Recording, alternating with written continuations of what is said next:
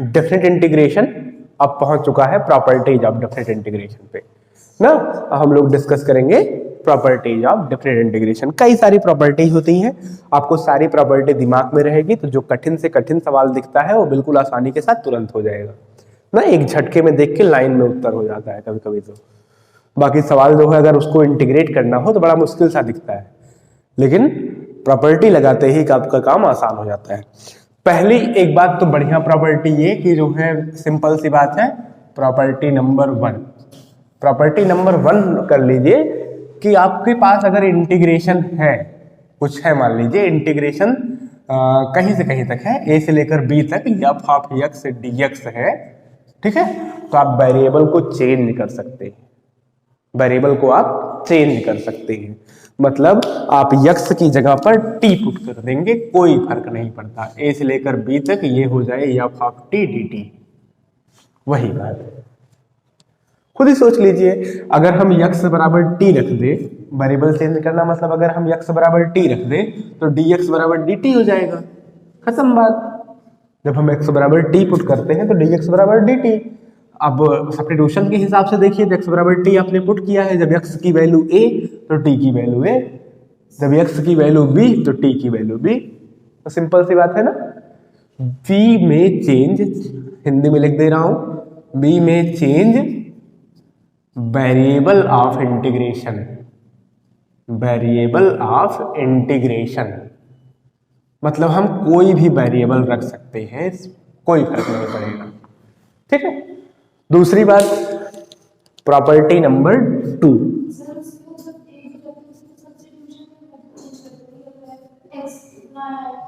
तो बिल्कुल, तो तब भी देख लो ना, अगर x बराबर a होगा तो t बराबर क्या होगा, a होगा।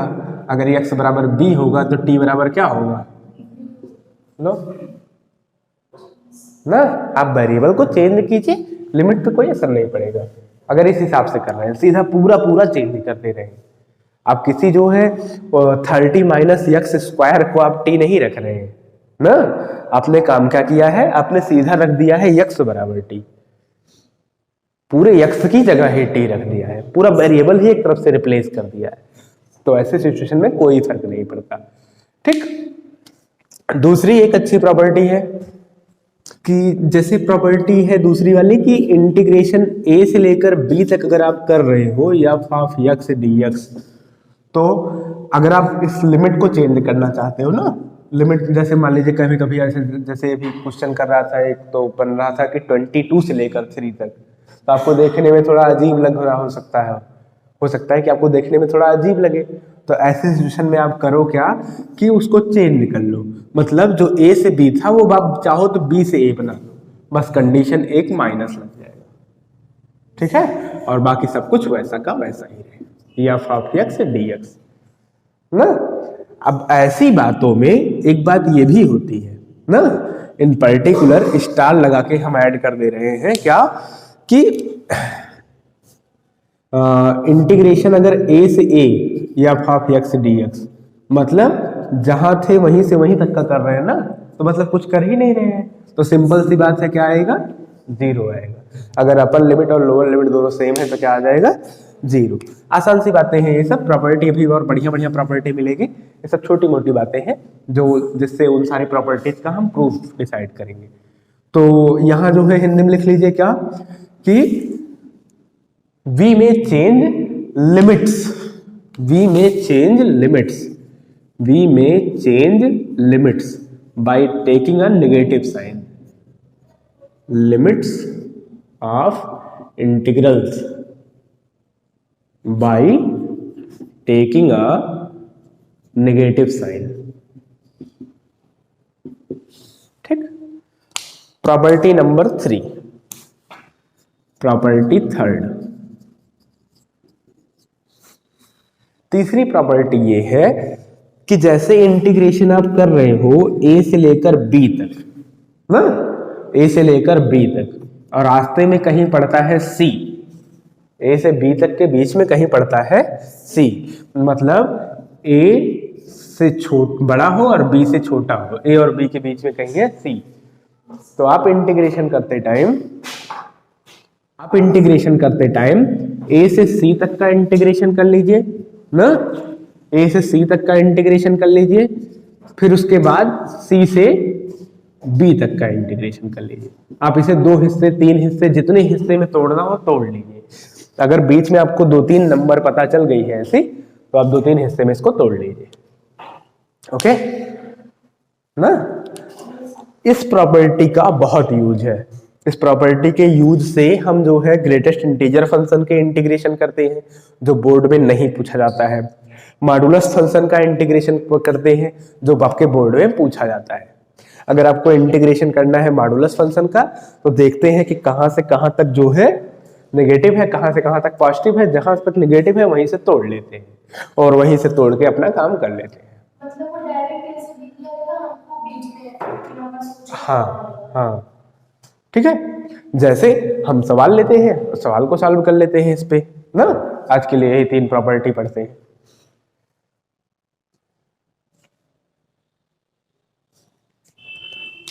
जैसे मान लीजिए आपको इंटीग्रेट करना है, इंटीग्रेशन कहां से कहां तक? 2 से 8 तक और x माइनस 5 dx। इसे ही आपको इंटीग्रेट करना है। मॉडुलस है x माइनस 5। जरा मॉड की डिफिनेशन किसी को याद हो तो याद कीजिए। मॉड x इक्वल टू क्या बताया गया है? x, अगर x जो है ग्रेटर देन और इक्वल टू 0 हो, और minus x if x is less than 0। अगर अंदर नेगेटिव बनता है तो नेगेटिव बनने में क्या करते हैं, जहां नेगेटिव होता है, जहां से जहां जहां जितने दूर नेगेटिव बनेगा तो मॉड को हटाना है तो एक माइनस लगा देना है। और अगर मॉड के अंदर नंबर पॉजिटिव है तो सीधे मॉड हटा देना है। कुल मिला के कहने का ये है कि जैसे है मॉड ऑफ -5, तो मॉड के अंदर कैसी नंबर है? नेगेटिव नंबर है। मॉड को हटाने के लिए एक माइनस लगा देते हैं और ये हो जाता है +5। और अगर जो है मॉड के अंदर 5 है तो मॉड के अंदर पॉजिटिव नंबर है, पॉजिटिव नंबर है तो मॉड सीधे हटा देते हैं, हो जाता है 5। इस डिफिनेशन का यही मतलब है।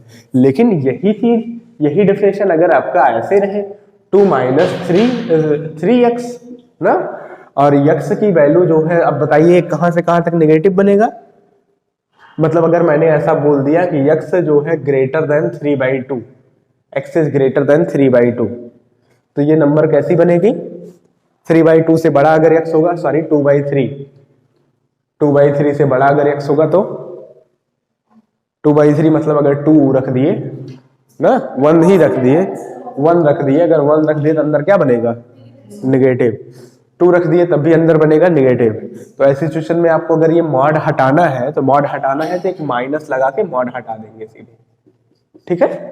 तो मॉड हटाने की यही टेक्निक है कि आप जो है माइनस को लगाइए और मॉड हटाइए, खुश रहिए। अब देखिए क्या कर दें, ये कहां से कहां तक नेगेटिव बनेगा? जरा सोच लीजिए। 2 से लेकर 8 तक का इंटीग्रेशन करना है, कहां से कहां तक ये नेगेटिव बनेगा? मॉड के अंदर 2 रखेंगे, नेगेटिव बनेगा, 3 पे नेगेटिव बनेगा, 4 पे नेगेटिव बनेगा, 5 पे 0 बनेगा। तो आप यही सीधे सोच लीजिए कहां 0 बनेगा? 5 पे 0 बनेगा। तो एक पॉइंट मिल गया ना, 5 के इधर पूरा नेगेटिव है और 5 के उधर पूरा पॉजिटिव है। तो इसको आप 2 हिस्से में तोड़ लो, 2 से लेकर 5 तक x माइनस 5 dx प्लस 5 से लेकर 8 तक x माइनस 5 dx। आप जरा देख रहे हैं इस लिमिट के अंदर ये कैसा है? मॉड के अंदर नेगेटिव बनेगा। इस लिमिट के अंदर 2 से लेकर 5 तक की वैल्यू के लिए इस मॉड के अंदर कैसा बनेगा? नेगेटिव बनेगा। तो अगर आपको मॉड हटाना है तो एक माइनस लगाना है। 2 से लेकर 5 तक मॉड हटा दीजिए माइनस लगा के, x माइनस 5 dx।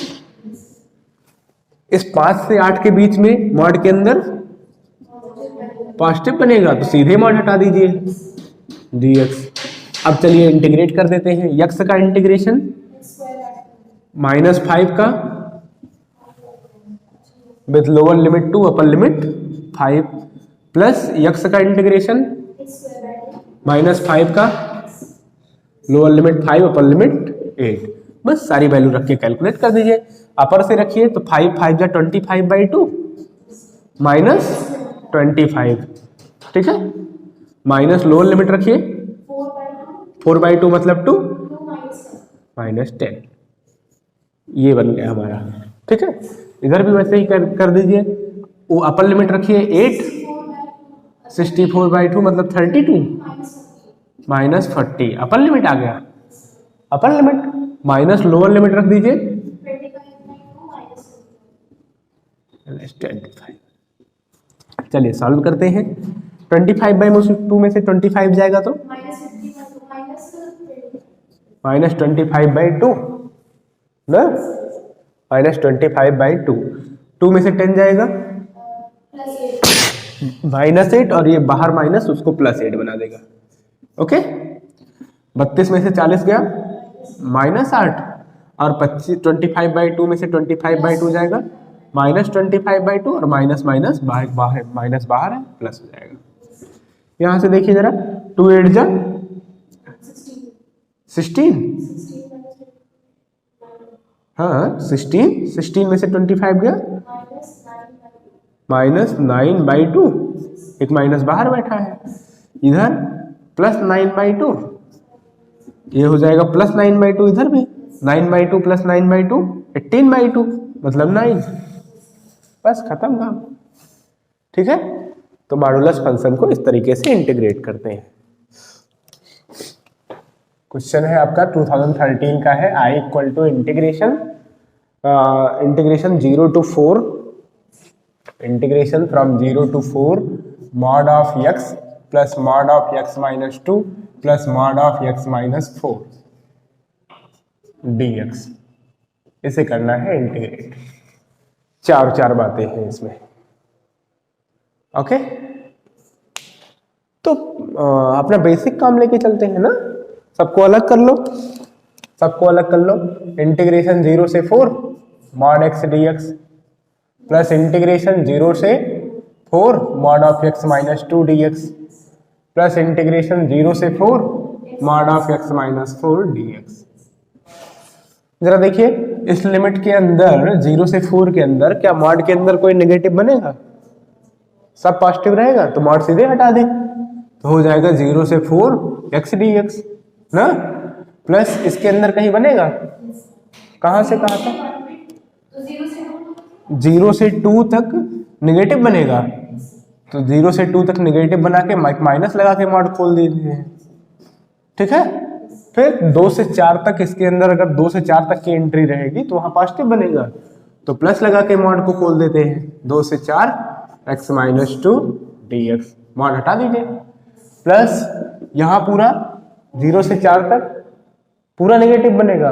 अगर ये पूरा नेगेटिव बनेगा तो माइनस लगा के मॉड को ओपन कर दीजिए। 0 to 4 क्या हो जाएगा? x - 4 dx।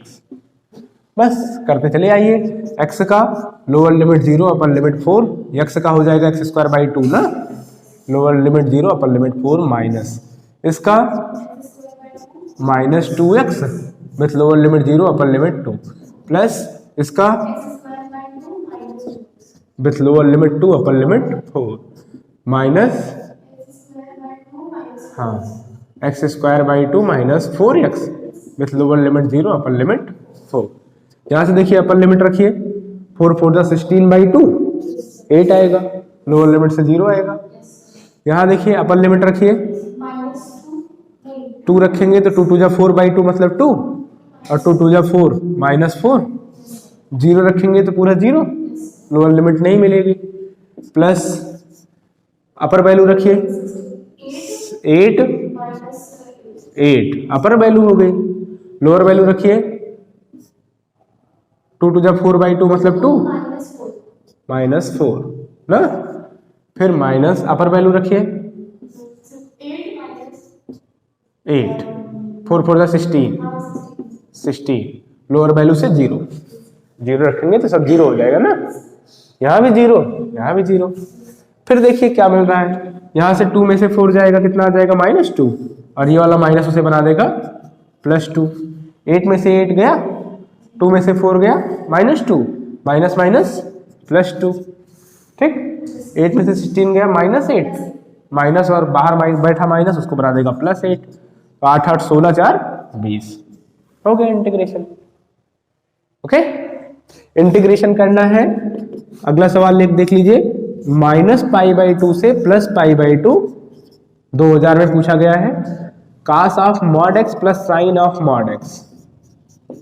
अब इसके अंदर -π/2 से 0, आप जान रहे हैं -π/2 मतलब एंगल नेगेटिव, मतलब सीधे गए फोर्थ में।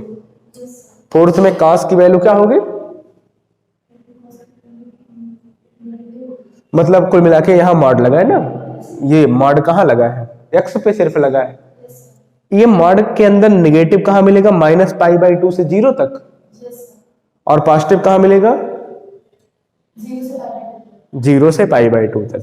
तो दो हिस्से में तोड़ देंगे, -π/2 से 0 तक cos x, ठीक है, cos ऑफ -x ना, cos ऑफ -x कोई फर्क नहीं पड़ेगा, प्लस साइन ऑफ -x, यहां फर्क पड़ेगा साइन वाले में, प्लस इंटीग्रेशन -π/2 से 0 गए थे ना, 0 से π/2, और क्या, हाँ पॉजिटिव है, वैसे हटा दीजिए, cos x plus sine x dx। आपको मैंने बताया क्या, जाने दीजिए।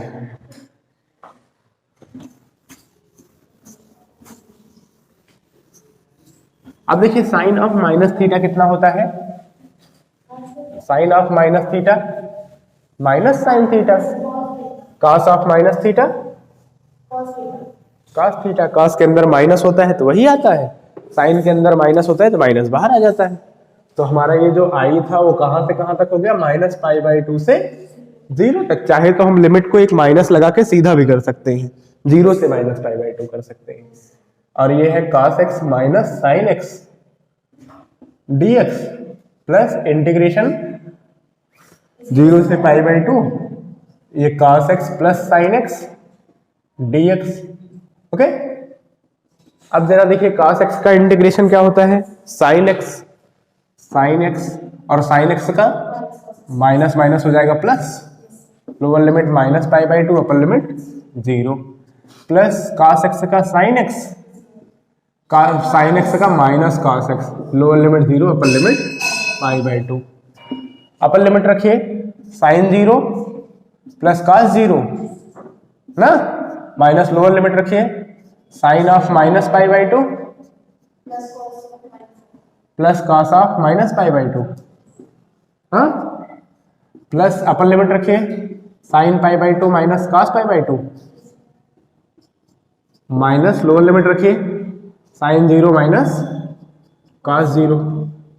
फिर जरा निकालिए साइन 0 की वैल्यू 0, cos 0 की वैल्यू 1, साइन ऑफ -π/2 माइनस बाहर आ जाएगा, माइनस साइन π/2 मतलब -1 ना, और cos ऑफ हाँ 0, फिर यहां से साइन π/2 मतलब 1, cos π/2 मतलब 0, माइनस साइन 0 मतलब 0, cos 0 मतलब 1। चलिए निकाल दीजिए, ये हो जाएगा +1, 1 + 1, यहां से भी +1, इधर से भी +1, कितना आ गया 4। यही है हमारा इंटीग्रेशन, ठीक है।